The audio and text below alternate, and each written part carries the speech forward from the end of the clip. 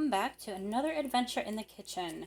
Today we're going to be making something a little bit different, and that is kind of a stuffed pizza casserole.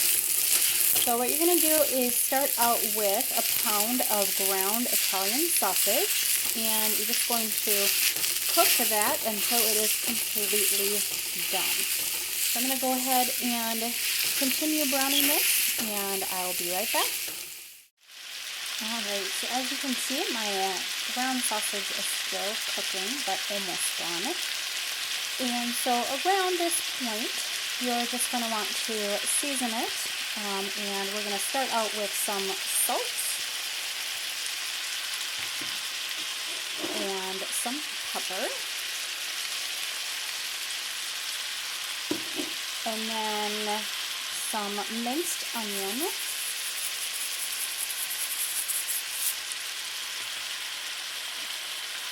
and some Italian seasoning.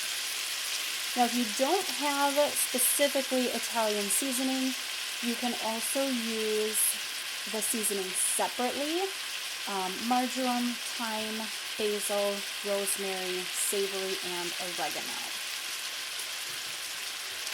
Alright, then you're just going to want to make sure that everything is well incorporated in with the ground sausage. Alright, and then once your ground sausage is finished, what you're going to do is pour in some of your favorite marinara sauce. You can use specifically pizza sauce if you want to.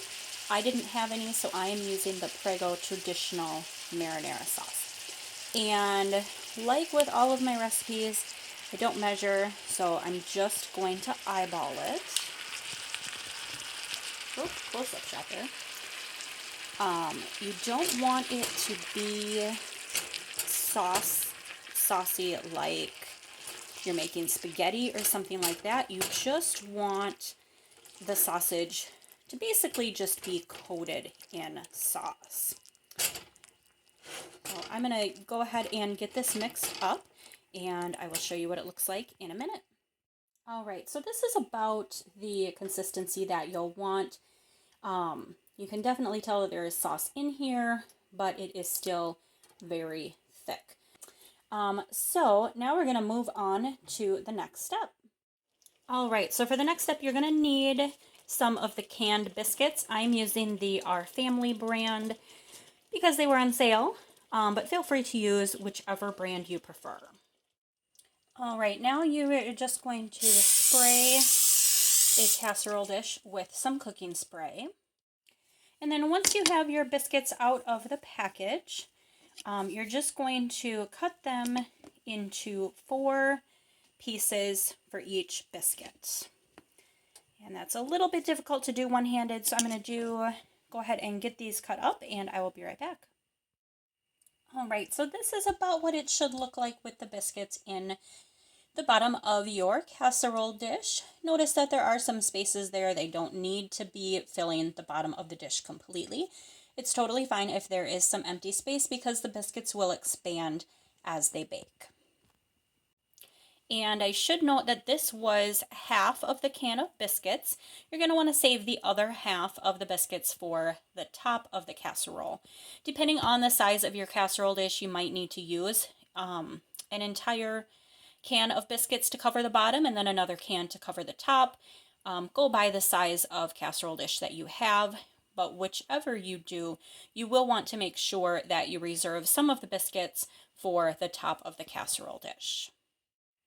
Alright, so now that we have the biscuits in the bottom of the casserole dish, the next step in the process is to add the ground sausage and sauce mixture to the top of the biscuits. So we're going to go ahead and just scoop that on top here.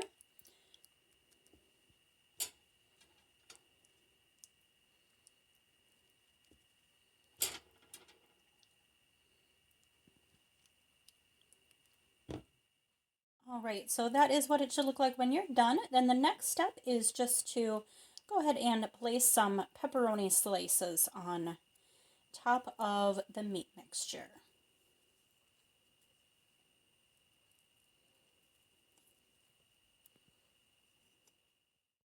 All right, so now we have the pepperoni on top here, and now you're just going to add some mozzarella cheese. And use as much or as little mozzarella cheese as you want. Just going to go ahead and spread it out here. And don't worry, my hands are clean. All right, I'll just add a little bit more here. All right, so now we have the cheese on our casserole here. I went ahead and used the whole 8-ounce package. Again, use as much or as little as you prefer. All right, and then the final step here is just to cut up the remaining biscuits in 2 pieces and just put them on top of the casserole. All right, so here you go. Here it is with the biscuits on the top as well. And you can certainly stretch out the pieces a little bit. You will want to cover most of the top, but then it's okay if there are some cracks in there as well. So now you're just going to go ahead and stick it in the oven at 350 degrees.